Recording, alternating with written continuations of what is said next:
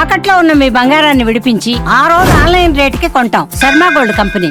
నమస్తే, welcome to Suman TV. నేను మానస. ఈ రోజు మనతో పాటు ఉన్నారు ప్రముఖ జ్యోతిష్య నిపుణులు, ఎనర్జీ వాస్తు స్పెషలిస్ట్, శ్రీ విద్య ఉపాసకులు శ్రీమతి జయప్రద గారు. వారితో మనం మాట్లాడదాం.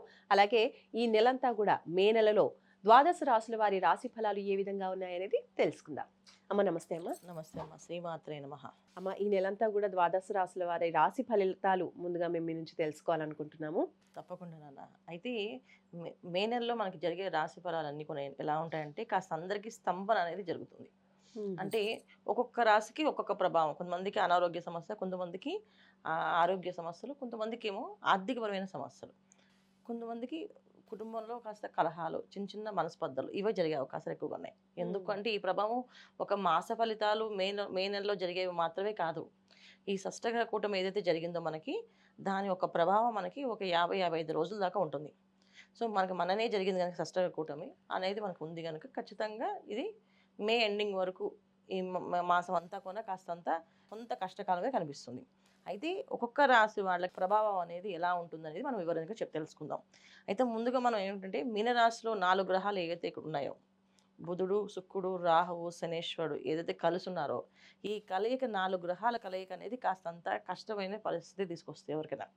మనం ఎంత బ్రహ్మాండంగా ఉంది అని మనం చెప్పుకుందాం అనుకున్నప్పటికీ కూడా వాళ్ళకి వాళ్ళు తెలుస్తుంది కదా, ఎవరికి వాళ్ళకి కష్టాలు. ఆల్రెడీ ఇప్పుడు ఈ షష్టగ్రహ కూటమి అయిన తర్వాత ప్రతి ఒక్క రాశికి ప్రతి ఒక్కరికి కాస్తంత డిఫరెన్స్ కనిపిస్తుంది. ఇది ఆ ప్రభావమో ఏ ప్రభావం తెలియకపోయినా వాళ్ళు కాస్తంత ఇబ్బందులు కనపడుతుంటారు. దాని నుంచి ఈ మే నెలలో మనకు ఉండేది అంటే ఈ కష్టకాలం నుంచి బయటపడడానికి ఒక నివారణ పూజ చేసుకుంటే బయటపడతాం. ఇబ్బంది ఏం లేదు. కాకపోతే కాస్తంత కొంచెం శ్రమించాలి. మనం అందరం శ్రమిస్తే పని అవుతుంది. ఇప్పుడు మనం ఏ రాశి వాళ్ళకి ఏ పరిస్థితులు ఎలా ఉన్నాయో చెప్పుకుందాం. అమ్మ, ద్వాదశ రాశుల్లో ఈరోజు కన్యా రాశి వాళ్ళ గ్రహస్థితి ఏ విధంగా ఉంది, వాళ్ళకి ఏ ఫలితాలు కనిపిస్తున్నాయి? తప్పకుండా అన్న. సో కన్యా రాశి వాళ్ళకి ఈ మాసం అనేది కాస్త మిశ్రమ ఫలితాలు కనిపిస్తున్నాయి. ఎందుకు మిశ్రమ ఫలితాలు అన్నామంటే ముఖ్యంగా భాగస్వామ్యం సంబంధించిన వ్యాపారాలు చేసే వాళ్ళకి కాస్త మిశ్రమ ఫలితాలు కనిపిస్తున్నాయి. తర్వాత భార్యాభర్తల మధ్యన కాస్తంత మనస్పర్ధలు వచ్చే అవకాశాలు కనిపిస్తున్నాయి. ఇక్కడ ఏంటంటే వీళ్ళకి కన్యా రాశిలో కేతు ఉండడం ఒకటి, తర్వాత మీనరాశిలో 4 గ్రహాలు కలయిక. ఈ 4 గ్రహాల కలయిక ఒక ప్రభావం అనేది వీళ్ళ మీద ఎక్కువగా కనిపిస్తుంది. ముఖ్యంగా ఈ భాగస్వామ్యంతో ఉన్న వ్యాపారాలన్నీ వాళ్ళకి కాస్తంత రిలేషన్స్ విడిపోయేంత అవకాశాలు వచ్చే అవకాశాలు కనిపిస్తుంది. ఆ రకంగా మనస్పర్ధలు వచ్చే అవకాశాలు ఉన్నాయి. ఎన్నో ఏళ్ల నుంచి స్నేహం, ఎన్నో ఏళ్ల నుంచి బంధుత్వము, ఆ బంధుత్వాల నుంచి దూరం అయిపోవడం కానీ, స్నేహితులు దూరం అవడం కానీ, తర్వాత భార్యాభర్తల మధ్యన మనస్పర్ధలు రావడం కానీ, ఇలాంటివన్నీ కూడా కాస్తంత ఇబ్బంది ఉంది. సో ముఖ్యంగా ఈ భాగస్వామ్యంతో ఏదైతే కూడిన వ్యాపారాలు ఉన్నాయో అవి మాత్రమే ఇబ్బంది. సొంత వ్యాపారాలు చేసుకునే వాళ్ళకి కాస్తంత అధికంగా ధనం ఖర్చు అవుతుంది. వాళ్ళకి కాస్త జాగ్రత్తగా ప్రతిదీ ప్లాన్ చేసుకుంటే మంచిది. ముఖ్యంగా లోన్లు జోలికి వెళ్లకుండా లోన్లు తీసుకుని ఉంటే మంచిది. ఈ మాసంలో లోన్లు కానీ రుణం కానీ తీసుకుంటే ఆ రుణం జీవితాంతం తీర్చాల్సిందే. ఎందుకంటే ఇక్కడ వీళ్ళకి సప్తమ స్థానంలో రాహు, శనేశ్వరుడు కలిసి ఉన్నారు. మే 18 వరకు రాహు ఉంటాడు.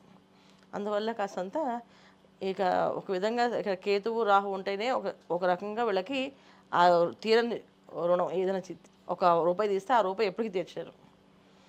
ఇంకా వీళ్ళు శనేశ్వరుడు కలిసి ఉండడం, తర్వాత ఈ రాసాధిపతి బుధుడు కూడా అక్కడ ఉండి మే 7 వరకు ఉండి 6 వరకు ఉండి 6 నుంచి మారుతాడు. శుక్రుడు కూడా ఉంటాడు. సో వీళ్ళందరూ కాంబినేషన్స్ ఉండడం వల్ల ఏంటంటే ఆలోచన ధోరణి ఏవైతే ఉన్నాయో అవన్నీ కూడా మార్పులు చెరిగిపోతాయి. అంటే ఒక రకమైన మాయ లేదు, నెక్స్ట్ మంత్ మనం ఖచ్చితంగా వ్యాపారాన్ని ఎక్స్పెండ్ చేస్తాం కనుక ఈ లోన్ మనకు వస్తుంది, ఈ లోన్తో మనం చేసేచ్చు అన్నీ. కానీ వచ్చినట్టు లోను ఖర్చు అనేది పెరుగుతుంది, ఆ వ్యాపారం ఎక్స్పెండ్ అవ్వదు. అందుకని ముఖ్యంగా ఈ మాసం లోన్లు జోలికి వెళ్ళకుండా ఉంటే చాలా మంచిది. ఉద్యోగస్తులు కొత్త ఉద్యోగాల కోసం కొత్త అవకాశాలు వస్తాయి, వీళ్ళకి కొత్త మార్పులు వస్తాయి. కానీ ఉన్న ఉద్యోగాన్ని వదలొద్దు. ఈ ఉద్యోగం పోతే ఇంకో ఉద్యోగం వెళ్ళొచ్చు. కాకపోతే ఉద్యోగం పోకుండా ఉన్నట్టు వీళ్ళే సొంతంగా నిర్ణయం తీసుకొని ఈ ఉద్యోగం రిజైన్ చేసేసి కొత్త ఉద్యోగం వెళ్దాం అన్నమాట అనుకోకండి. దానివల్ల కష్టం అనేది కనిపిస్తుంది. ఈ కష్టకాలం అనేది వీళ్ళకి మే నెలంతా ఉంది. అందుకని జాగ్రత్తగా ఉండడం అవసరం. ఇక విద్యార్థుల విషయంలో వచ్చినప్పుడు విద్యార్థులు అనేది చక్కగా చదువు అనేది బ్రహ్మాండంగా చదువుతారు. మంచి ర్యాంకులతో పాస్ అయ్యే అవకాశాలు ఉన్నాయి. ఇక విదేశాల్లో ఉండే వాళ్ళకి మంచి అవకాశాలు, వివాహాలు అయ్యే అవకాశము, ఉద్యోగ ప్రయత్నాల్లో లాభాలు కనిపిస్తున్నాయి. మరి వీళ్ళు వివాహ ప్రయత్నాలు చేయొచ్చు అంటారా? ఏమైనా ఫలితాలు ఎలా ఉండబోతున్నాయి వివాహ ప్రయత్నాల్లో?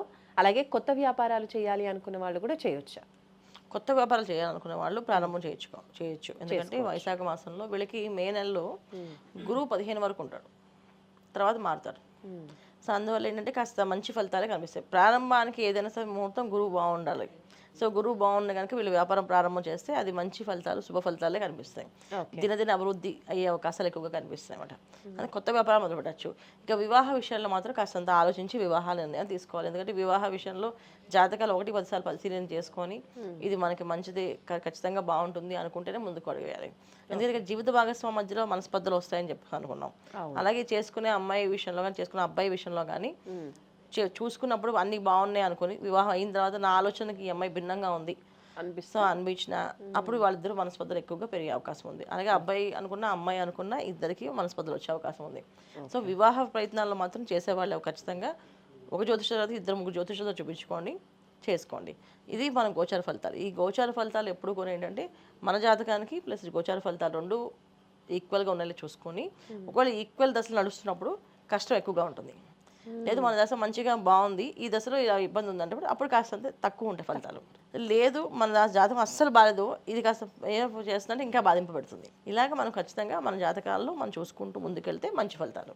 సరే అమ్మ, మరి కన్యా రాశి వాళ్ళకి ఎటువంటి పరిహారాలు పాటిస్తే గనక వాళ్ళ గ్రహస్థితి ఇంకా అనుకూలంగా మారుతుందంటారు? కన్యా రాశి వాళ్ళు ఈ మాసం అంతా ఏ పరిహారాలు చేసుకోవాలంటే ముఖ్యంగా వీళ్ళు ప్రతిరోజు ఒక జంట నాగలు ఉన్న ఒక రావి చెట్టుకు ప్రదక్షిణాలు చేయడం మంచిది. సో చేయడం వల్ల అంటే భార్యాభర్త మధ్య మనస్పర్ధలు రావు. జీవిత భాగస్వామితో ఎప్పుడైనా మనస్పర్ధలు వస్తే ఇంకా ఆ ఇంట్లో ప్రశాంతత అనేది ఉండదు. ఇల్లు ప్రశాంతంగా లేకపోతే ఏ పని చేసినా అది సానుకూలంగా అనిపించదు. అందుకే ఏంటంటే ఫస్ట్ ప్రతిరోజు వీళ్ళు ఈ మాసం అంతా, మే మాసం అంతా కూడా ఈ చైత్ర వైశాఖ మాసంలో దానం చేసిన ఎంత పుణ్యమో, అలాగే మనం ఏదైనా పూజ చేసినా అంతే పుణ్యం వస్తుంది. అలాగే మనం ఎంత శ్రమిస్తే, ఎంత భగవంతు నామస్మరణ చేస్తావో అంత అధిక ఫలితం వస్తుంది. అందుకని వీళ్ళు చక్కగా జంటనాగుల చెట్లకి ప్రదక్షిణాలు చేయడము. సో దానం వచ్చినప్పటికీ విసునుకర్రలు దానంగా ఇవ్వడం. చెడు వాసనలు, చెడు గాలులు వీళ్ళ జోలికి రాకుండా ఉంటాయి అవి దానం చేయడం వల్ల. అంటే ప్లాస్టిక్ లేదంటే చేసినవి ఉంటాయి కదా, జనరల్గా ఏంటంటే ప్లాస్టిక్ కంటే కూడా మనకి ఈ వెదురుబద్దతో చేస్తుంటారు. అవి తీసుకొని అవి ఇస్తూ ఉంటే అవి చాలా కాలం ఉంటాయి. ప్లాస్టిక్ ఏంటంటే పిల్లలు ఇలా అంటే టప్పుని విరిగిపోతుంది కనుక అలా విరగకుండా కొన్ని రోజులు వాళ్ళు అలా ఆ గాలిని ఆస్వాదించాలి. పూర్వం కాలంలో మనకు ఉండేవి పెద్ద మన అమ్మమ్మలు నాయనమ్మలు ఇలా పట్టుకుని ఇలా విసురుతూ ఉండేవాళ్ళ. అలా గాలి వస్తూ ఉంటే చాలా మంచి ఫలితాలు అన్నమాట వీళ్ళకి. సో అలాంటి విసునకర్రలు వీళ్ళు దానంగా ఇవ్వడం మంచి ఫలితాలు. మా కన్యా రాశి వాళ్ళ మాస ఫలితాలు మాకు తెలియజేసినందుకు ధన్యవాదాలు. నమస్తే అమ్మ, శ్రీమాత్రే నమః. చూసారు కదండి, కన్యా రాశి వాళ్ళకి ఈ మాసం అంతా కూడా ఇటువంటి ఫలితాలు ఉన్నాయి. అలాగే అమ్మ చెప్పినట్టుగా కూడా మనం విసునికర్రని దానం చేసినట్లయితే పరిస్థితులు అనుకూలంగా ఉంటాయని తెలియజేస్తున్నారు. ఇంకేమైనా సమస్యలు, సందేహాలు ఉండి పరిష్కారాలు తెలుసుకోవాలి అనుకుంటే స్క్రీన్ పైన కనిపించే నెంబర్స్కి కాల్ చేయండి. చూస్తూనే ఉండండి సుమన్ టీవీ. నమస్తే.